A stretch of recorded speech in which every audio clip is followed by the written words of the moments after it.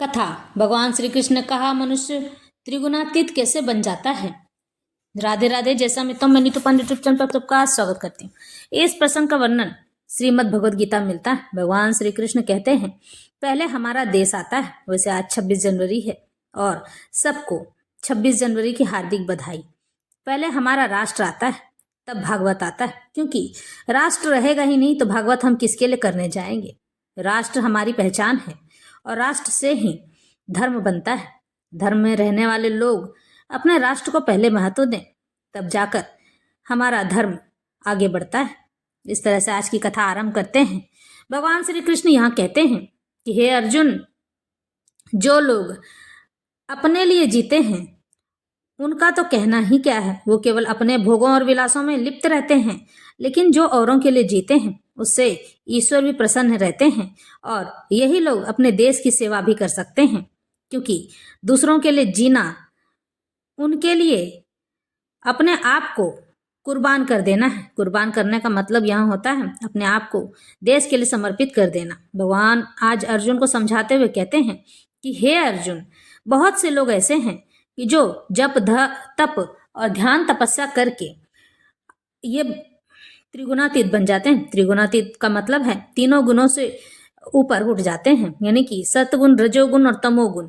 इसके पहले 3 वीडियो में मैं तीनों गुणों के बारे में बता चुकी हूँ और उसकी मृत्यु भी कैसे होती है यह भी बता चुकी हूँ। भगवान इस प्रकार से आज अर्जुन को समझाते हैं कि हे अर्जुन, जानते हो जो व्यक्ति जब तप ध्यान साधना करता है ना, वह इन तीनों गुणों से ऊपर उठ जाता है। यानी अगर उसके सामने कोई स्त्री आती है तो उसे कभी भी काम भाव से वह नहीं देखता है, क्योंकि उसके मन में स्त्री को देखकर कभी काम भाव प्रकट ही नहीं होता है। तो यह होता है एक गुण। दूसरा गुण, उसके मन में कभी भी लोभ नहीं होता है, यानी यह है रजोगुण। सतोगुण, रजोगुण और उसके बाद तमोगुण, वह कभी भी भोग विलास को देख के उसके लिए तत्पर नहीं रहता है।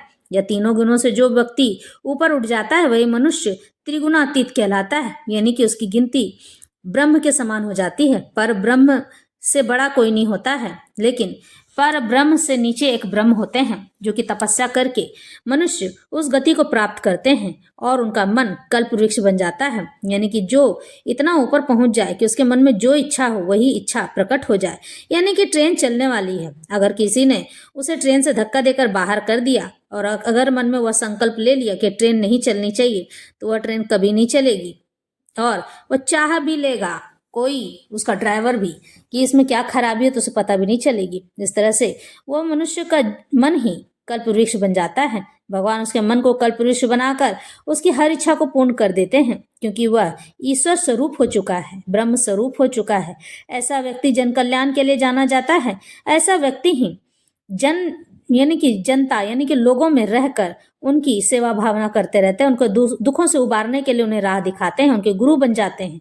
और इस तरह से भगवान समझाते हैं, नान्यम गुणेभ्य कर्तारम यदा दृष्टानुपश्यति गुणेभ्यश्च परम वेत्ति मद्भावम सो अधिगच्छति। जब कोई यह अच्छी तरह जान लेता है कि समस्त कार्यों में प्रकृति के तीनों गुणों के अतिरिक्त अन्य कोई करता नहीं है, कोई करने वाला नहीं है, जब वह परमेश्वर को जान लेता है जो इन तीनों गुणों से परे हैं यानी ऊपर हैं, तो वह मेरे दिव्य स्वभाव को प्राप्त कर लेता है। वह जानने लग जाता है कि इन तीनों गुणों से ऊपर कोई नहीं हो सकता है और पर ब्रह्म ऐसे ही हैं। केवल महापुरुषों से केवल समझकर समुचित ढंग से सीखकर मनुष्य प्रकृति के गुणों के सारे कार्यकलापों को लांघ सकता है। भगवान यहाँ आगे समझाते हैं कि हे अर्जुन, जो लोग इन बातों को समझ जाते हैं वह बहुत महान कहलाते हैं। गुणाने तान तित्व त्रीन देहि देह समुद्भवान जन्म मृत्यु जरादु खैरवी मुक्तो अमृतमश्नुते।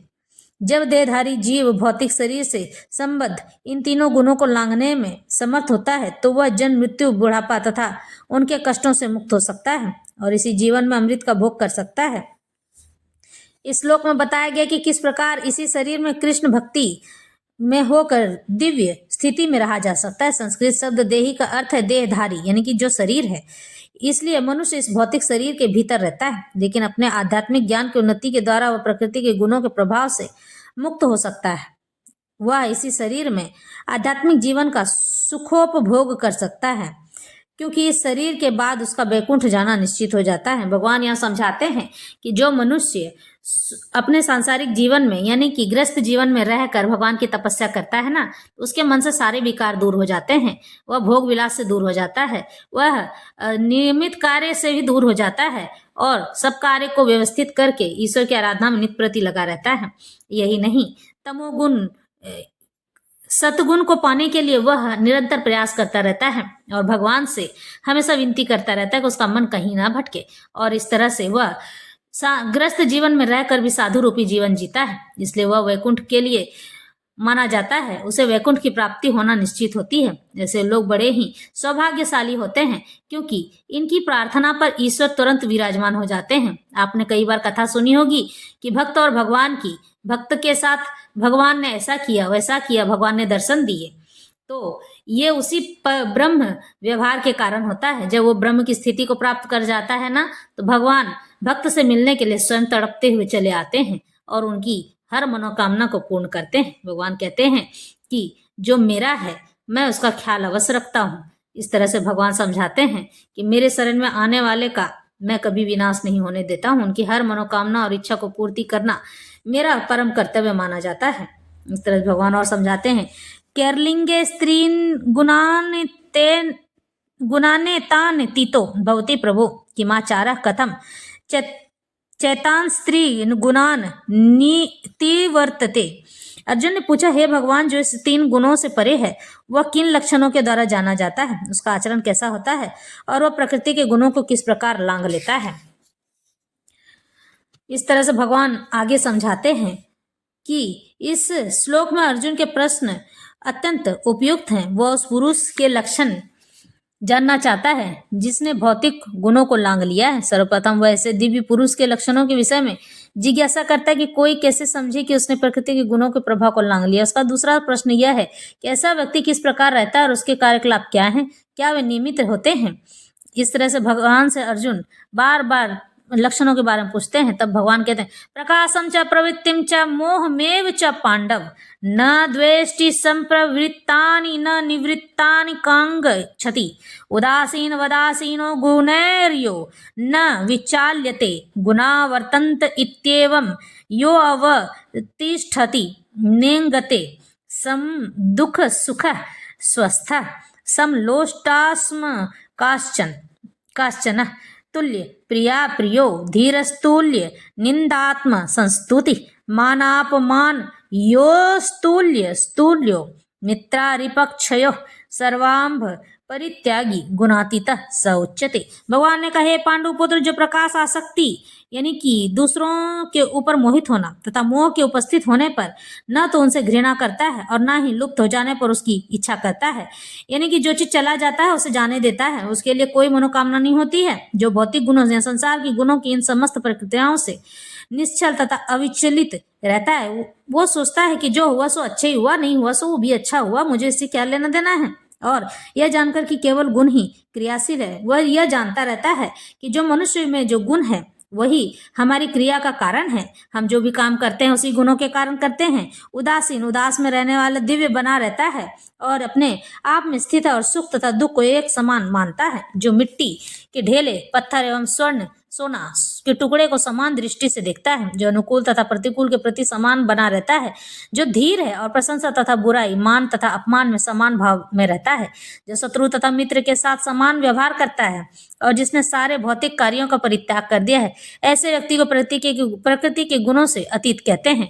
भगवान यहाँ पर यही बात समझा रहे हैं कि हे अर्जुन ने भगवान कृष्ण से 3 प्रश्न पूछे और उन्होंने क्रम से एक एक का उत्तर दे दिया। भगवान समझाते हैं कि जो साधु पुरुष होते हैं ना, जो गृहस्थ जीवन में भी रहकर ईश्वर की आराधना करते रहते हैं और सभी को समान भाव से देखते हैं, पहला उनका यह गुण होता है। दूसरा यह गुण होता है कि वह जो भी होता है अच्छे के लिए होता है, ईश्वर ने अच्छा सोचकर ही किया होगा। इस बात को कभी भी मन में वैराग नहीं पालता है, बैर भाव नहीं रखता है भगवान से, भगवान तूने मेरे साथ ऐसा क्यों कर दिया। वो कहता भगवान ने किया है ना, सब अच्छा ही किया होगा। तीसरा गुण वो यह कहता है कि संसार में जो कुछ भी होता है अच्छे के लिए होता है, जो होगा अच्छे के लिए होगा, और संसार में लिप्त रहने वाले उन भोगों विलासों से हमेशा दूर रहता है।